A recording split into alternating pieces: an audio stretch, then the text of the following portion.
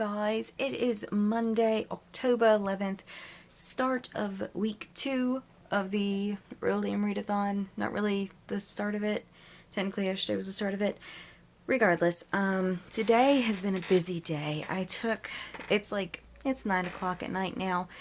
I honestly spent most of the day getting Kai groomed. I got up at 7 something. Took the 30-minute drive to the groomers, which is also his vet's. And yeah, I dropped him off at 9 a.m. when you're supposed to drop your dogs off. Apparently cats too. I didn't know cats needed grooming, unless they're the long coated ones. But there was a couple of cats, normal common cats, that needed to be sedated and groomed. Regardless, that pushed Kai's grooming back. So even though I dropped him off at 9 and I normally pick him up at 12, it was 2 before I got home, because it was, I think, 1:30 before I could pick him up. And that was a rush job. I went in, it usually takes 2 hours to groom him, and I went in around 12 o'clock, maybe a little bit before, and she had just started him. And she got him done at 1:30, so she did a little bit of a rush job, but I'm not complaining, it got him done. I was more than a little mad about the fact that no one bothered to call me and ask me if I needed to pick him up at a specific time, or if specific things needed to be done besides what I left in the notes for her. And it was frustrating. I got over it because it was a really good day otherwise. It was also pretty irritating that as soon as I dropped him off, I went to go to Dollar Tree, and apparently everyone called in to work. So this one lady shows up 15 minutes after they're supposed to open, and opens the store and has to work on her own on her day off. And I felt so bad for her, especially considering she opened it up and just got swarmed with people. Other than that, I went to Walmart and did just the necessary shopping, just a few things. I got Kai's food, basically. And I also spent, I would say, anywhere between $60 to $80 on pet food to donate to this lady. She has a donation thing at our vet's office, and she gets rescue animals, mostly cats, and she just had a donation thing for food up. So I spent a lot of money today just to donate food, but I felt so good afterwards. It just made me really happy, and it just felt good to help somebody, even though she'll never know that I'm the one that donated. It felt nice. Other than that, I did get a couple of books today, which I have put on my shelf. One of the books I got, which is the second book in a series, I need the first book. Sorry, it's really dark. I got Kingdom of the Cursed by Carrie Maniscalco. I don't have the first book, which is Kingdom of the Wicked. I will look for that and see if I can find a decent price. This was actually $14. What was even stranger was I got these Violent Delights by Chloe Gong, I think. I got this for $11 and something, but I've heard a lot of good things about this, and it also sounded interesting. So I got those 2 books. I plan on trying to find the first book to this so I can hopefully read it. But I haven't read her Stalking Jack the Ripper series yet, and I feel like I need to get to that first, because I really love reading crime novels about Jack the Ripper. I must have moved them, because I used to have them all on the shelf, and now this is all Sherlock Holmes. So I must have moved them onto my classics shelf or something. The only other thing I really bought of any importance was this BTS CD. This is 2 CDs and one of all their best music, and it cost $23. But I figured I would treat myself, especially since I love their music. But reading update. I have gotten really far into this. I started on page 81. I'm now on page 180. So I've basically read 100 pages, and the night is still young. I still plan on reading quite a bit. They found her friend's dead body, or she found her friend's dead body multiple times, and now they're trapped in the subway. I kind of saw the whole, I hate cheating, by the way. It's one of my biggest pet peeves in this, in any shape or form, no matter what form of media. And technically, they were broken up at the time, but I still consider it cheating. when you, a best friend should not get with a boyfriend, and the boyfriend should not get with a best friend ever. I don't care if it was for fun. I don't care if it was like a one-time only thing. It still feels like cheating because, you know, they were supposed to be your friends. They were supposed to be people who loved you, and they just, that's like the biggest stab in the back to me. And honestly, I'm starting to think that Shanna purposely dragged Casey to all of these different things, got her hooked on drugs, and is still at this moment, I'm not going to spoil anything, but still at this moment trying to sabotage her just so she can have Sam all to herself. Because that's just the way it feels. Honestly, horrible person. I keep on having to remind myself that these are teenagers and I don't like know all of their circumstances, but they're teenagers and they're all self-absorbed. And it's all about that first love kind of thing, and I don't know. It's trying to justify this because they're teenagers and taking out the whole drug aspect because I really don't think that has anything to do with it. I feel like it's jealousy that is mostly the cause of all of this. I've had a very bad reaction to a medicine before. I was really young. I was probably about 12, and my doctor ended up giving me a medicine that was way too strong. I can't even remember what it was for, but it made me delusional.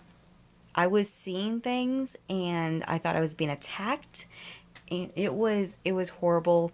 And it's safe to say that drug is now on my allergy list, so I never get prescribed it again. I mean, I don't think I'm allergic to it, but at the same time, I never want to experience that again. I never want to have even the chance of experiencing that again. It was horrifying. With that as my only experience, I can't say that the drug abuse in this is very accurate. I will say I do like the amount of fear she gives her characters. They all genuinely seem afraid. Aya is kind of high right now, so she's in an endless loop of we're gonna die. But the rest of them seem appropriately terrified considering they found 2 dead bodies already. But yeah, I have so little left. I may finish this tonight, I don't know. But I do think I'm going to finish it, which is something I didn't really expect I was going to do when I started this book. When I started it, I fully expected to just DNF it like part of the way through. But it's going at such a fast pace and it's not horrible. So why not finish it just to see where everything goes? Alright, so I just finished Survive the Night by Daniel Vega, and boy was that a shocking ending, as in the fact that I expected one character to at least live, and in all honesty I'm kind of very, very disappointed in how the one person that did live lived. I'm trying not to spoil it, but it's like they should have been dead like 3 or 4 times over, because it seemed like they were in easy mode and the rest of them were in normal or hard mode, and it felt like that they should have just died like 50 times over. And I'm actually really sad. The one character I actually liked in this whole book, well, I liked 2 characters, but my main favorite character, why did they have to die? Why did they have to die in such a stupid way? Why? Why? Didn't they just cover up the manhole cover before doing what they did? I don't understand it. It's like there's something after you. Why would you not cover up the manhole that leads to this being that is trying to kill you? Oh, ow. Okay. Yeah. So a little frustrated about that. I think it's like a solid 2.5, 3-star book. I think I'm going to go with a 2.5 just because this isn't a book I'd recommend to people. Especially since it feels like, yes, to the end, it shows you just how bad drugs are, just how much drinking is bad, how you shouldn't go to raves, how you really shouldn't do all of these bad things that are going to lead you into these horrible situations. But in that same vein, it, for the most part, also feels like it's promoting drug use as well, and I can't get by that. That could just be a me problem, but I'm going to rate it as such, just because it does bother me quite a bit. But this completes the challenge of reading a mystery / thriller book, and I do feel like it actually covered both of those pretty well. And I have absolutely no clue what I'm going to read next. It's actually 11 o'clock on a Monday night, and I'm exhausted, so I'm gonna go hit the hay, and I will see you guys maybe tomorrow. We'll see what goes on. Hey guys, this is a very quick update. I haven't done any reading since I finished Survive the Night. I got my new Bible in, and it has my name engraved on it, which I love, and it's small print, so it's actually a lot smaller. I thought I was getting the large print one, but it's fine. It's not hard to read. It's not as much of a strain on my eyes as I thought it'd be. But I'm actually taking part in the Rick Riordan event right now. I bought, it's through Books A Million, so let's see, I can't remember the site that this is through, Crowdcast. But yeah, we're talking about his new book, Daughter of the Deep, and I haven't got the book yet. Apparently they send out the copies, the signed copies of the book after the event, and supposedly we get a t-shirt too. I'm more excited about the book than anything. So yeah, my night, I don't actually know how long this event is going to be, but after the event is over, I'm finishing my study for the Amazing Facts. We're talking, this particular one is about the Sabbath, and after that, I may read, I might not. It all depends. If I decide to read, I'll let you guys know. But yeah, I'm going to go enjoy this. This is actually the first book event I've ever been a part of, so I'm really excited to see all what goes on in a book event. Even if it's an online book event, I don't think there's much of a difference. But yeah, I'm really excited. Alright, so I am re-watching the event because honestly I was lagging so bad that the majority of the first like 20 minutes were not watchable.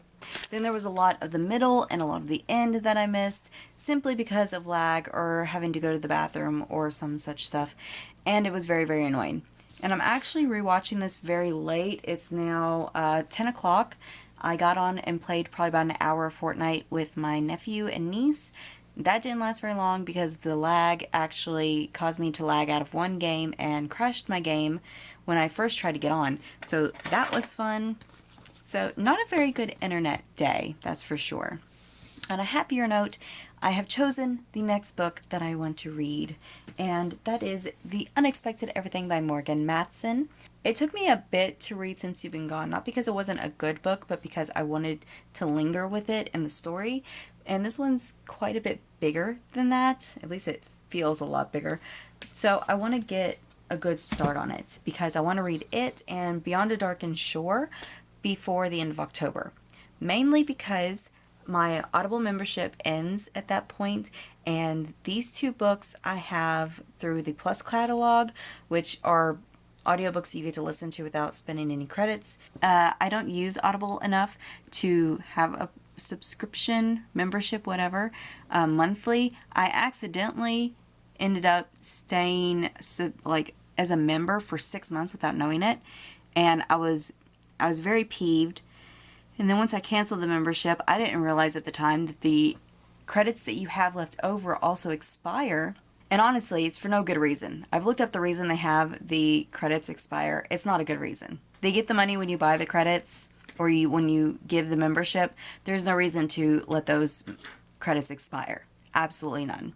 Before I go off on a tangent about that, let's just get off the subject. Point is, The Unexpected Everything and Beyond a Darkened Shore are part of the Plus catalog. I need to finish them before November 4th, I think, which is when my membership expires. And hopefully I'll be able to do that, because it's just the two books. Oh, and this is going towards the challenge of reading a standalone, which is part of the Novice Path challenges. I am primarily focusing on those because we do have until like April of 2020 to finish the character creation challenges, which I'm very happy about that. I don't know what's going to happen in April once we finish them, but I am really excited for it. So even though I've completed the Novice Path by finishing 2 books, I just want to keep going, honestly. But yes, that is all for now. This is really late. I am probably going to grab me a little snack and then read fan fiction for way too long or watch anime, one of the two. I just don't feel like reading anything that I actually need to be completely mentally present for. So yeah, I'm gonna go do that, and I hope I will see you guys tomorrow.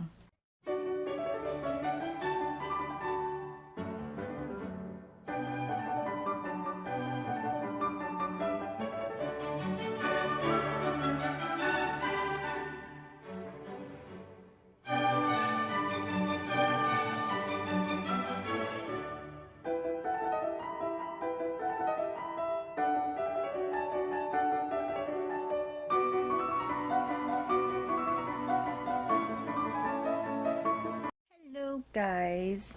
I actually can't remember when I last updated because honestly, this has just been a hectic week. I know I haven't filmed much at all, besides just doing Bible studies, and I did read Survive the Night, so that was all well and good. And I was gonna start The Unexpected Everything, but honestly, I just haven't wanted to. And today I've been super busy. I put the tabs, I did my Bible study, I put the tabs that just came in the mail today in my Bible, which that was so long. That took so much longer than I was expecting. I was like sitting there doing it for like an hour and a half. I also had a babysit for a little while so my mom could go to town, which was fine. I multitasked a little bit while she was I was doing that. Oh my god, guy just leapt over me to get in the bed. Okay, I'm glad you didn't land on my stomach, honey. That would have hurt. He's done that before. It hurts so much. Um, let's see. What else did I do today? I finished editing the week 1 vlog for this readathon, and it's like 20 some minutes long. I think it's like 26 or 27, something like that. And I don't know where I was going with most of the stuff I was saying. I was like, okay, but I can already tell you that it was so much more well put together than this week's vlog. I don't even know what I've said at all this week. This may be like a 5-minute vlog for week 2. I haven't even felt like exercising this week. It's just a really bad time in the month for me. I exercised one day, did the whole thing, and one day I just did yoga because the yoga was helping with the pain. So I thought I should at least do that even if I was exhausted and just didn't feel like doing anything. What else have I done this week? I did one group collab spread. I'm actually behind. I haven't even been doing them. I have 2 I have to do a week, and I'm behind by one group collab, and the other one I just finished yesterday, I think. I did start Blue Exorcist, so that was nice. I started that, I think, night before last, so Wednesday, and it's all right. It's a lot more like average, everyday stuff they're doing with just demons involved than I expected. I expected a lot more of kind of like Attack on Titan, where everyone just wants to kill the main character or to use him in some shape or form. But he's actually going through, at least for an exorcist, I feel like a very regular school life, which isn't a bad thing. It's quite interesting, but it also it makes me wonder, it's like, where is this going to go? But it's not bad. I'm enjoying it so far. Enough that I have already read a couple of fan fictions for it, even though, like, it's not really, I'm trying to, there is so many incestuous ships for this, and I'm not even talking about just Ren and his twin, Yukio. No, it's for the other, like, demon children as well, and it's just, why? And in a lot of the cases, even if you take out, you know, the fact that they share the same father, there's, no. So yeah, so far, the fan fiction has worried me greatly. In that same vein, there's still been quite a few good ones that I've read. I think that pretty much wraps up everything that I've done. Like exercising, babysitting. I think I told you guys everything about Monday, what happened. Pretty much no reading has been done besides fan fiction. That's, I kind of figured that would happen. Because after reading like so much all at once, I kind of needed the break of just not having to focus on a world that's been created, and I kind of felt like Survive the Night. By the time I was getting towards the murder mystery part of it, I definitely felt like it was a world that had been created. I hated that ending, by the way. I still can't get over the ending. I haven't done much at all. This has like been a lazy week. And yeah, I felt bad this week. It's that time of the month. I can't help it.